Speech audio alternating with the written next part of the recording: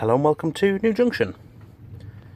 Right now, at the time of filming, it's literally 2 more days after the first station ballasting video. I've let it dry out. It dried pretty well after maybe 12 hours, but we're sort of 48 hours on now. So now it's time for the inspection and the tidy up. Now, first things first, I want to know if the ballast is actually dried. The easiest way to do this, apart from obviously the touch test, is actually to tap it, because we need to make sure the underside is dry underneath it all. So as you can see here, it's quite a solid tap.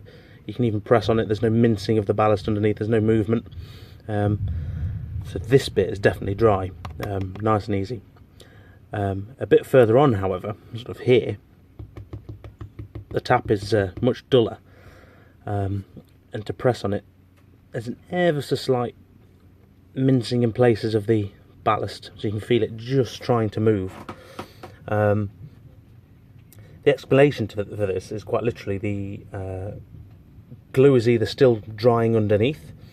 After so long, I doubt this is the case with my ballast, or the glue didn't seep through enough, so therefore another sort of more watery liquid mix is probably best to be poured onto this bit.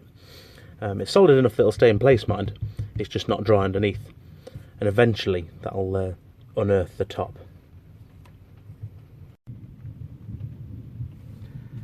Now, with the few points I've gone over, my normal trick is to actually take them over and leave the space generally unballasted, so when we hoover it, it all just comes up.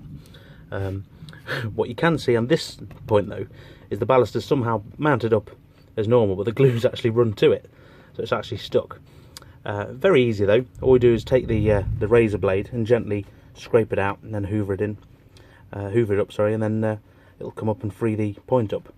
It's very important though at this stage to, from the pivoting point on the points on the rails, to make sure all the ballast in the middle, there's none sticking up in between them, which would affect the toing and froing.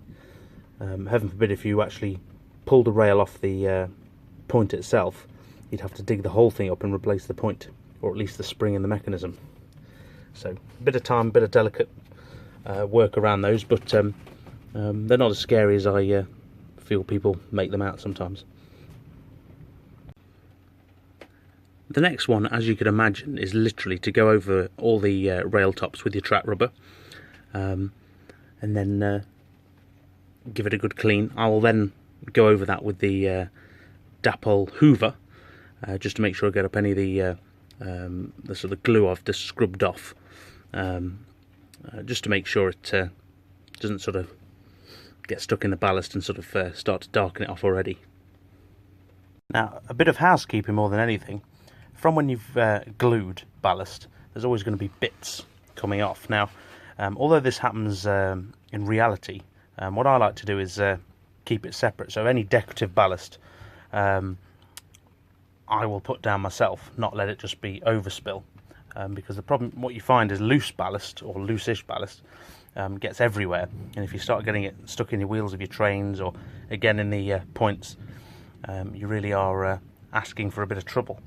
So all I do, literally all the edges of the ballast, go over it with a scraper and just scrape up the ballast up to the shoulder so that none of it's stuck down. And then literally when I go over the whole lot with the hoover again, that'll all come up. It just means that any ballast I do put down will be properly stuck down, rather than just sort of just on the bit of glue that was left. And it means it'll, I suppose, won't get pulled up. Now I've hoovered and gone over with a track rubber quite vigorously. That'll never be enough, unfortunately. What comes next is rather painful sometimes. It's a case of literally picking a half-decent engine at first, and running it up and down, finding the spots where it wants to stop, and then re-going over the track. A good idea is, if you're running an engine at this stage, keep the lights on, because where they flicker can indicate where either some glue or something is still on top of the rails, and it just needs further attention. So without further ado, I'm going to set this Class 66 off, and we'll see where the problem zones are. Again, nice and slowly, just watching for its lights to flicker. So far so good.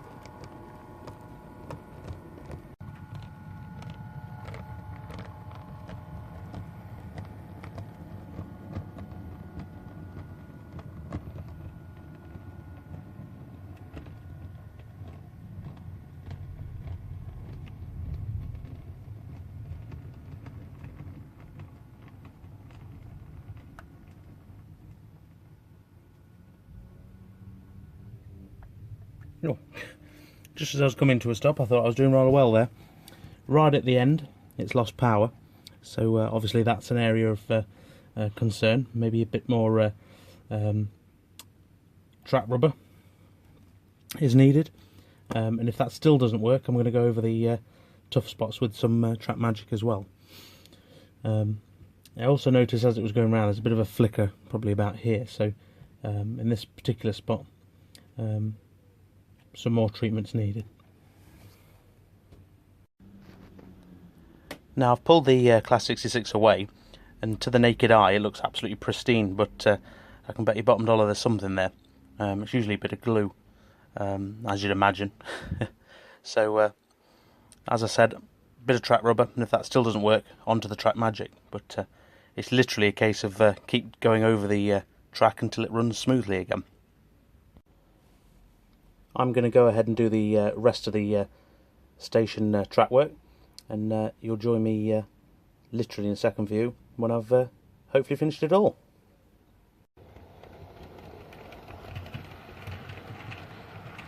So as you can see, I've got the depot cleaning wagon just running around. It's now just laying a bit of track cleaning fluid on the rails, and hopefully we're over the worst of the running issues. As you'll see with the Class 66 just leaving, there's the odd flicker, but it's now running smoother. After a bit more running, it'll probably work just fine. Also, using it for all this testing, I've got a horrible feeling I've just probably dirtied up all its wheels, so that'll probably need to clean itself now. But no, I think we're over the worst of it, and the main 3 lines are working fine, so time to get some trains running. Now the big issue I was really concerned about was the fact that these station tops are paper, so all the moisture we were putting down for the ballast, I was really worried that that was going to ruin them in effect. I was advised by Scale Model Scenery, who provide them, that I should cover the sides with some varnish, which I did, and that's worked a treat. The sides haven't changed at all. Oddly, the water somehow managed to soak up past it, probably on the reverse side, and soak all the paving stones. Now they have ever so slightly changed colour, so these ones are actually darker than they were originally. Whether you can see it, these ones here haven't changed at all. But then these are ever so slightly darker now. Completely dry now, and to be honest, you wouldn't notice. That's me really looking hard for fault. But no, the most important bit for me was the station edges, which, as you can see, are unaffected completely, which is really nice, especially now the ballast is done. But worry over.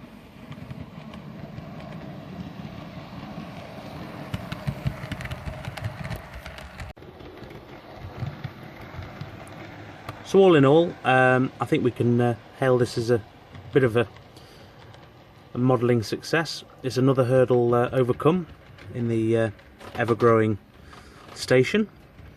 I'm certainly glad to get it out of the way. The other half of the track work on this side will be ballasted next. I've just got to get over the issues I've got with the expanding track. So I've cut it down. I'm just now waiting for another hot day to see if the gaps I've left are enough before I stick the ballast down. But no, I'm really chuffed with this. So as ever, thank you for watching. Take care now, and I'll see you next time.